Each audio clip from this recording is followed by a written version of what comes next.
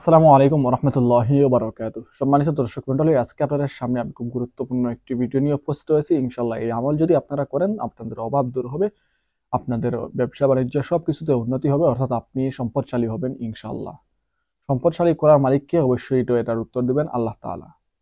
আপনার কাছ থেকে সম্পদ ছিনিয়ে নেওয়ার মালিককে সেটাও বলবেন আল্লাহ তাআলা। নিজের চেষ্টায় যদি সম্পদ অর্জন করা যায়, তো তাহলে দেখা যাবে অনেক মানুষ সম্পদশালী, তার চেয়ে অনেক বেশি চেষ্টা করার পরেও এতটুকু হচ্ছে না। আবার অনেক মানুষ আছে খুব কম চেষ্টা করার পরেও, বৈধ পন্থার কথা বলতেছি, বৈধ পন্থার মনে করেন খুব কম কষ্ট করার পরেও অনেক সম্পদশালী হয়ে যায়। তো সম্পদ এসব হচ্ছে আল্লাহ তাআলার রহমত, আল্লাহ তাআলার দয়া। আপনি আল্লাহর কাজ করবেন না আর আপনি যে সম্পদ পাবেন, সেই সম্পদ হয়তো এটা হতে পারে যে আপনার পরকালে কিছুই নেই, সেই জন্য আল্লাহ দুনিয়াতে দিতেছেন। আর পরকালেও যদি আপনি কোনো কিছু চান, অর্থাৎ মুসলিম হিসেবে তো আমাদের সবচেয়ে বেশি চাওয়া থাকবে পরকালে। তো পরকালে যদি আপনি চান তাহলে দুনিয়াতেও আপনি পাবেন, সেই হিসাবে আপনি আমল করতে পারেন। তো যাই হোক, আজকের যে আমল সেটা হচ্ছে আল্লাহ তাআলার সিফতি নাম।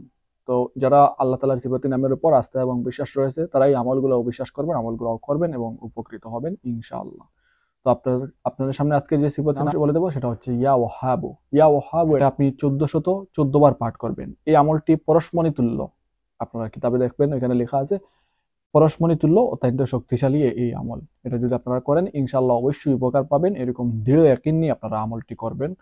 1414 বার আপনারা ইয়া ওয়াহাবু পাঠ করবেন, আর যে দোয়াটি আমি বলবো এই দোয়াটি আপনি মাত্র 100 বার পাঠ করবেন। যে কোনো সময় যে কোনো দিন করা যাবে, তবে চেষ্টা করবেন প্রতিদিন এরকম আমল করার জন্য, তাহলে অবশ্যই আপনি বেশ উপকার পাবেন।